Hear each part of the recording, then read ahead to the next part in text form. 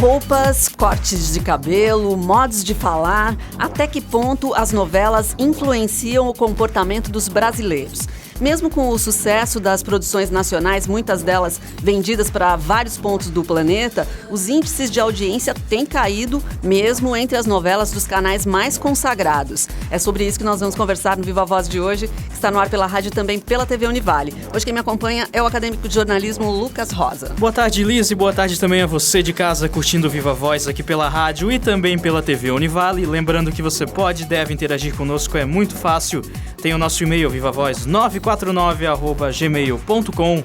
Tem também o Facebook, facebook.com/vivavozunivale e o Twitter e o Instagram, ambos @vivavozunivale. Isso mesmo, para conversar com a gente no programa de hoje, nós convidamos a professora Valquíria John, que é doutora em Comunicação e Informação e docente do curso de jornalismo aqui da Univale. Obrigada pela presença mais uma vez, Valquíria. Imagina, é um prazer, ainda mais para falar de novela. Pois é. Bom, já que você falou disso, então, a gente já sabe que a sua tese de doutorado esteve envolvida com essa temática. Gostaríamos de entender um pouco melhor por que você resolveu trabalhar com esse tipo de pesquisa, o que te atraiu nesse trabalho? Eu comecei a estudar a novela justamente quando entrei no doutorado, em 2010, por conta do espaço que eu escolhi para estudar, né? Eu tinha feito a minha dissertação trabalhando a questão da mídia impressa com homens presidiários e não tinha trabalhado as mulheres porque elas não tinham acesso a materiais impressos. E naquela ocasião já tinha reparado que o veículo mais importante para elas, dentro do processo de cumprimento da pena, era a televisão. Então, era um veículo que estava presente em todas as celas e que elas passavam bastante parte do tempo, do dia, discutindo, né, os enredos, principalmente das telenovelas.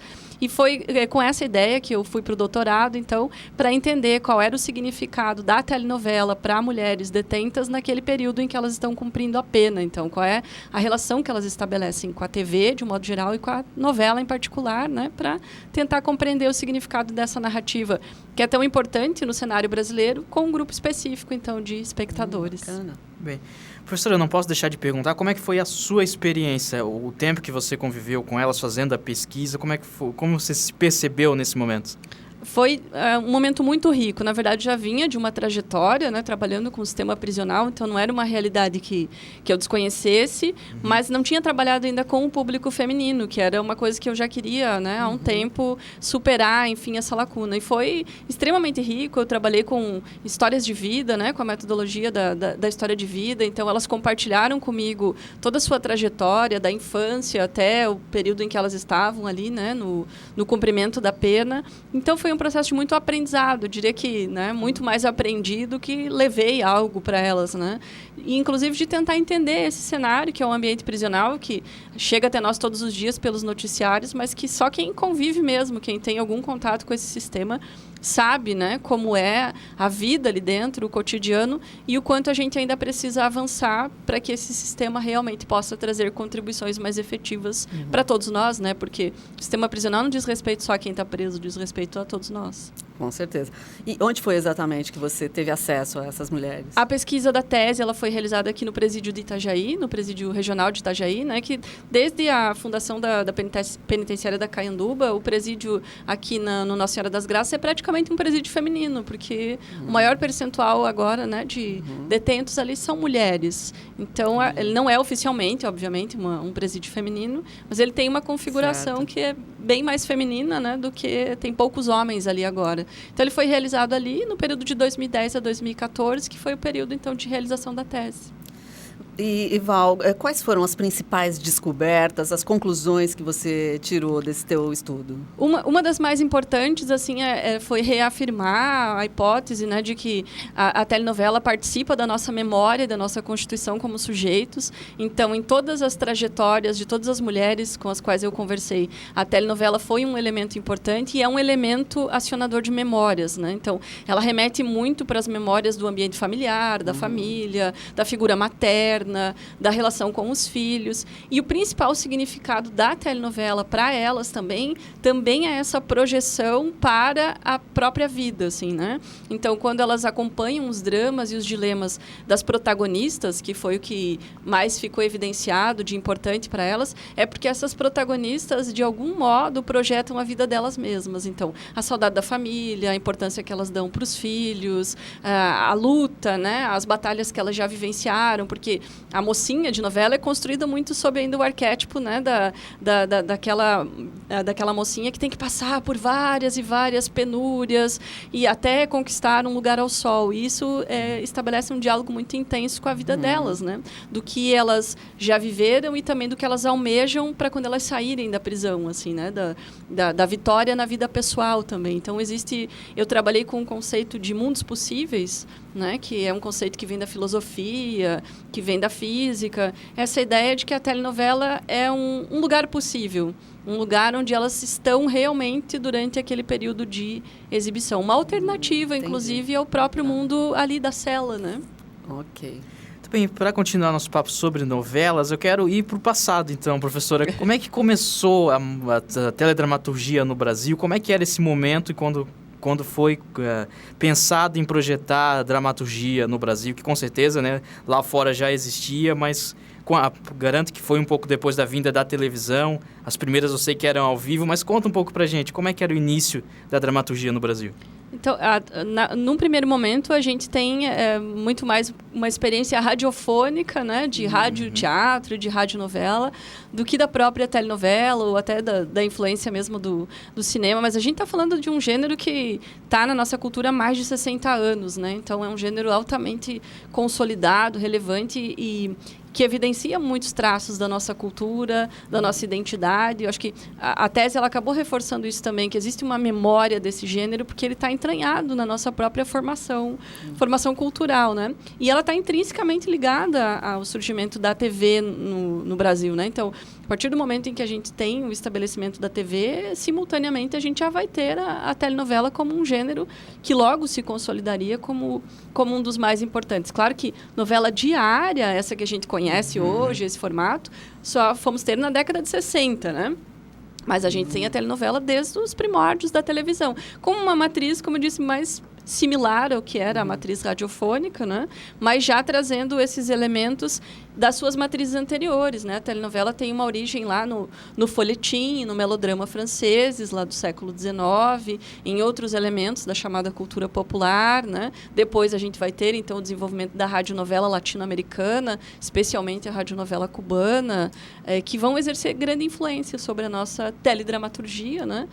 Claro que depois a telenovela brasileira vai encontrando seu próprio caminho e vai constituindo um gênero que é singular. Tanto é que, quando a gente vai para congressos internacionais ou escreve artigos, né, para outros países, a gente usa a expressão Brazilian telenovela, porque é um gênero brasileiro. Isso, a gente não vai usar o soap opera, por exemplo, porque não, a telenovela brasileira tem suas singularidades. Pois é, e essas singularidades realmente têm feito sucesso, né? Porque muitas dessas produções brasileiras são veiculadas em vários lugares do mundo.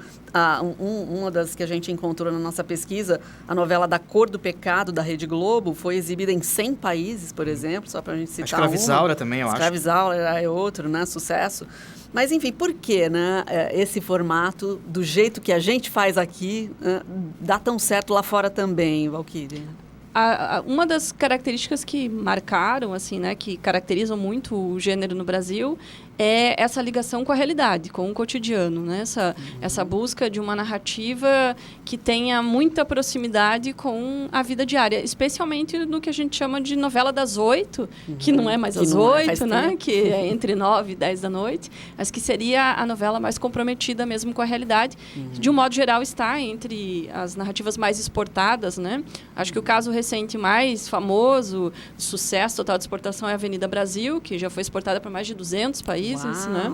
E foi um sucesso nosso também, considerado uma mudança de linguagem, uma narrativa mais rápida, né? Então, esses elementos que vão mesclando a matriz original do melodrama, as figuras clássicas, tem a mocinha, tem o vilão, tem o núcleo cômico, né? Tem todo o processo das dificuldades inerentes à conquista, né, de uma melhor posição social, foram sendo associadas ao longo, principalmente a partir dos anos 70 e 80, com os elementos da vida cotidiana brasileira. Então, quando a gente assiste uma novela, em alguma medida a gente assiste cenas da nossa própria vida. Né? A gente, na verdade, isso tem até discussões sobre os limites, os perigos da confusão entre ficção e realidade, né? Mas essa é uma das características mais marcantes, esse diálogo muito intenso entre aspas, com a vida real. Inclusive os nossos problemas sociais, disparidades econômicas, né? Tudo isso é aproveitado no enredo das nossas telenovelas, mesmo quando elas são de época, né? Sim, professora, outro grande país produtor de novelas é o México, né? Eu acho que você só perde exatamente para o Brasil. Como é que é essa relação? Dá para a gente perceber diferenças estéticas na produção brasileira e mexicana? Sim, e eu nem sei se perde, viu? Que eu acho que em quantidade de títulos exportados, o México tem uma quantidade... Nós temos, assim, né, novelas que alcançam muitos países, mas o México tem uma penetração na América Latina maior do que a nossa, por exemplo. Tem muitos países na América Latina que não produzem telenovela, que são importadores de telenovela. E aí a novela mexicana, até pelo idioma, né, não precisar a dublagem, por exemplo, ela tem um alcance grande.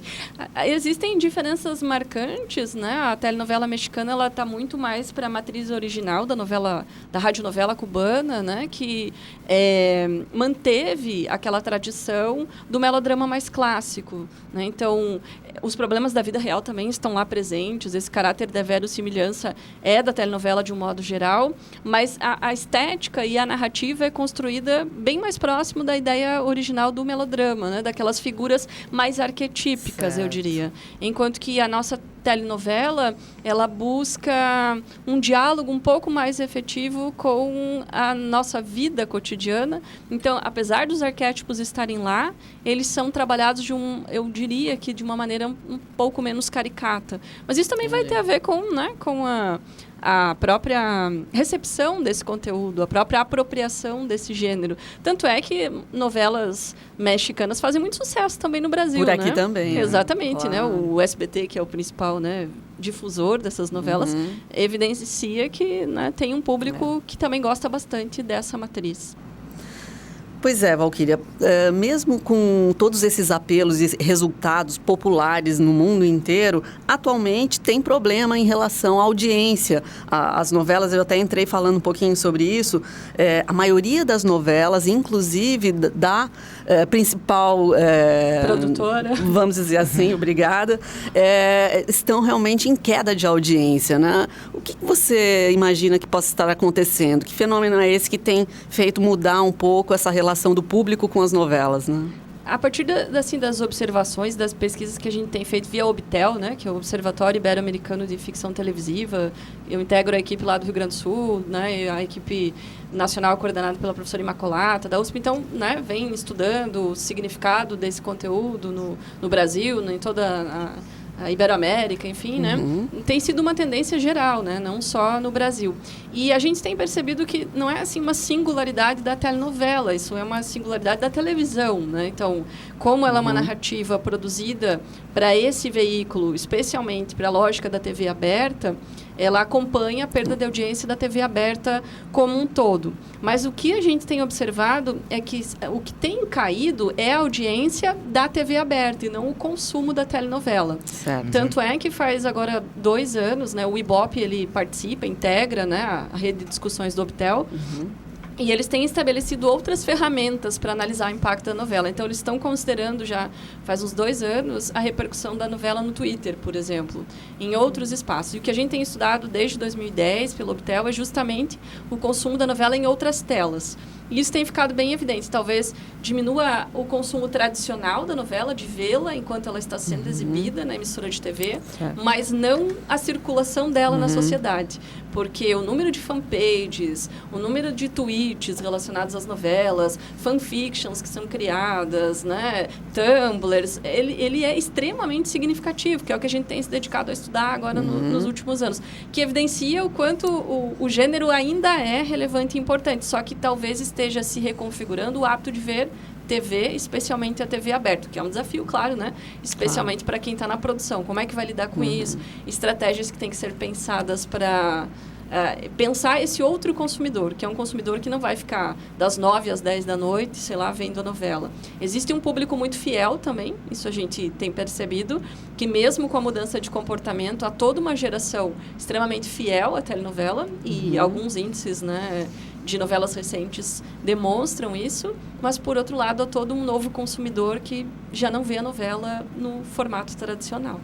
Muito interessante tudo isso, mas é hora de intervalo, Lucas. Opa. Guarde a sua pergunta, daqui a pouco a gente volta a conversar com a professora Valquíria John, depois do intervalo.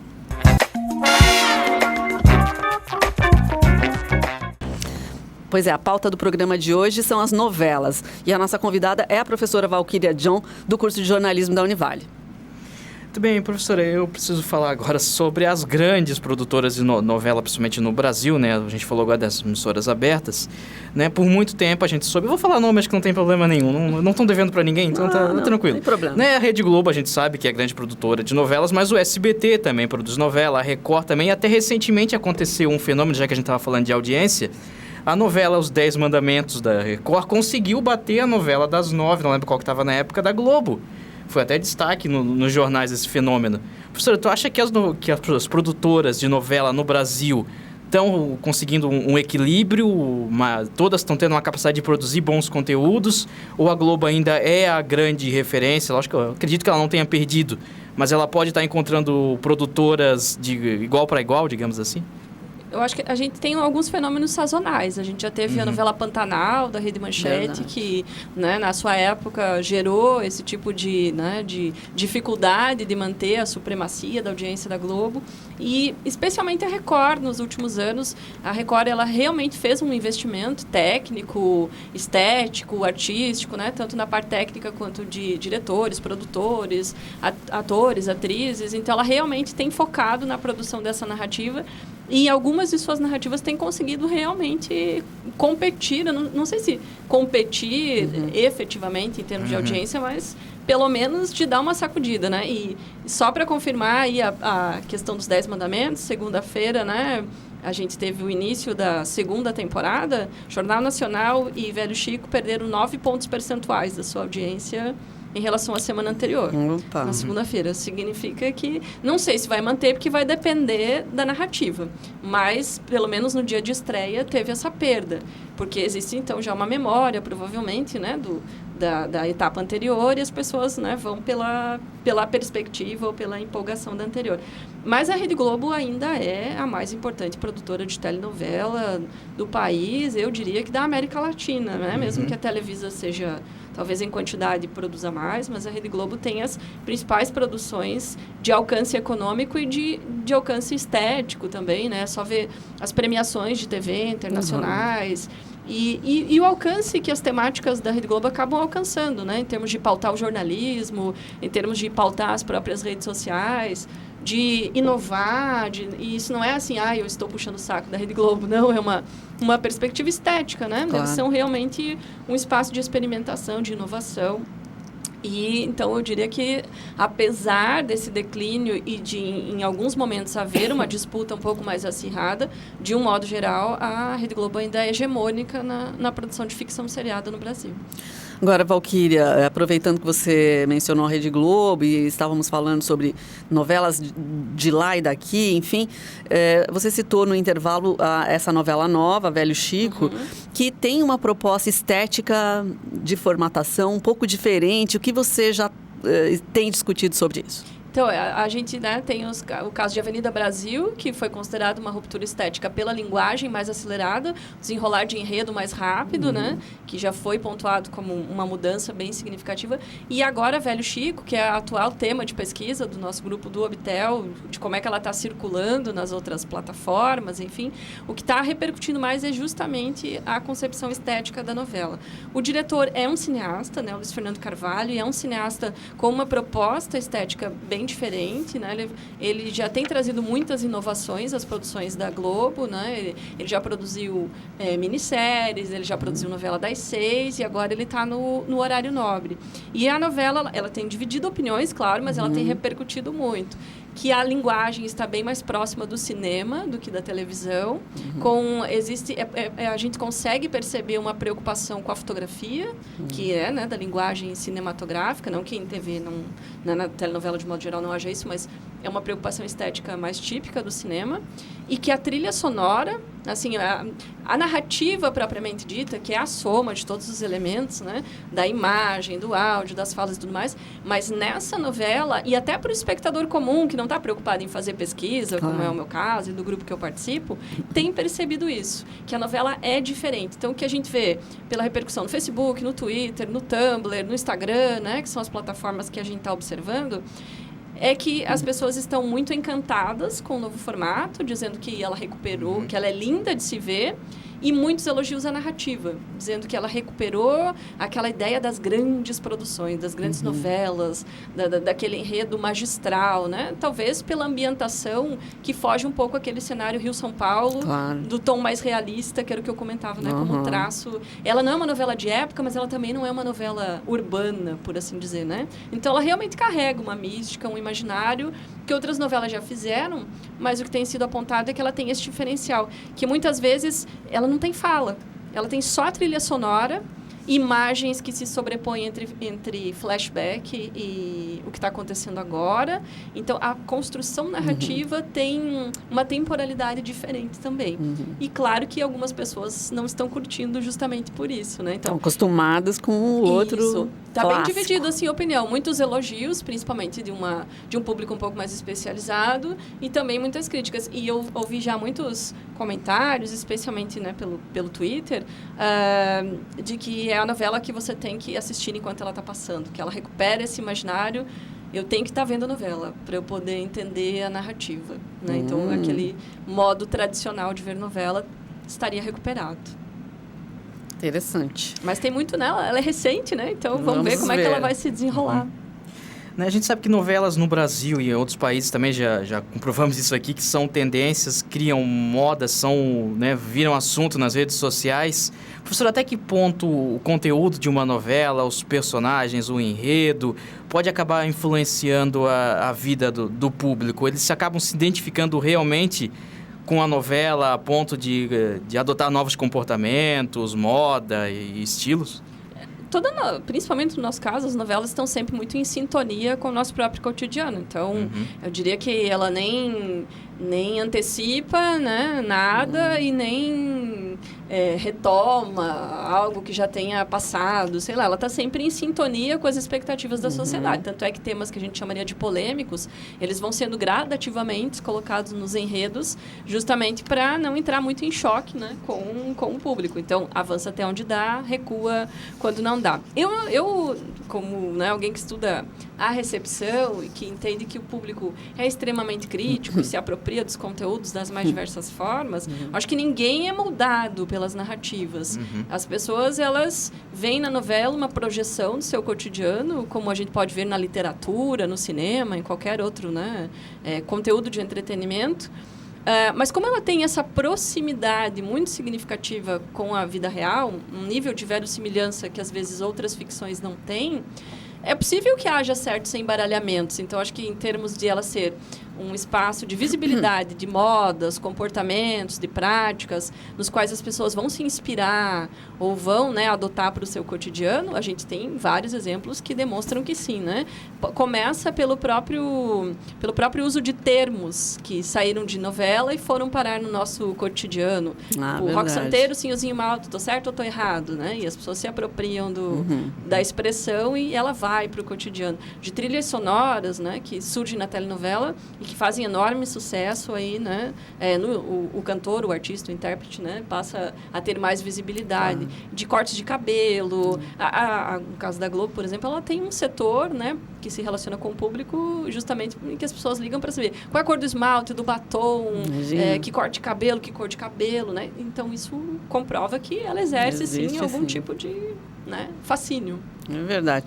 Agora, Valquíria, de tudo que a gente já conversou aqui, claro que a gente já está visualizando várias possibilidades de realização de uma produção como essa, né, como as novelas. Mas que ingredientes você entende que estão sendo melhor utilizados na novela hoje, né? O que se tem feito em termos de teledramaturgia no Brasil que você identifica como, olha, esses ingredientes não podem faltar? Eu acho que uma das grandes características que já é nosso, que já está, né, definido como sendo da nossa telenovela, é uma complexidade maior dos personagens. Então, existe um modelo arquetípico? Existe, mas gradativamente, e os últimos anos evidenciaram muito isso, né? Até por impacto de outras narrativas, do modelo seriado norte-americano, que se tornou, né, extremamente popular por conta da possibilidade dos downloads, da internet e tudo mais. E as narrativas seriadas americanas, elas são mais rápidas, porque, né, elas são mais curtas. Imagina, uma novela como a novela do horário nobre, ela vai se estender por 7, 8, 9 meses. Então, como fazer esse espectador acompanhar aquela narrativa durante esse tempo todo? Então, acho que um dos ingredientes mais contundentes é a complexidade dos personagens. Hoje você já não tem mais aquela mocinha que é mocinha, que faz tudo certo, ou aquela vilã que é pura maldade, que só faz isso, né? Tanto é que nos últimos anos, os vilões e as vilãs tem despertado bem mais o interesse do público do que as próprias mocinhas, né? Entre as minhas próprias entrevistadas na tese, uma delas dizia que ela gostava mais dos vilões, no caso a Carminha e o Félix, por exemplo, que foram as novelas, né, que eu trabalhei durante a tese.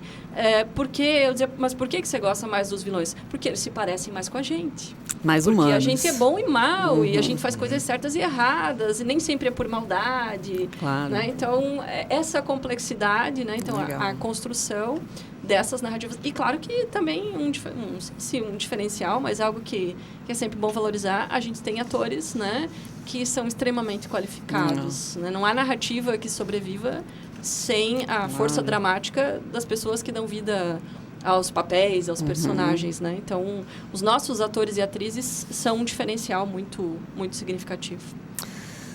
Lucas, acho que acabou. Acho que era. Acho que acabou.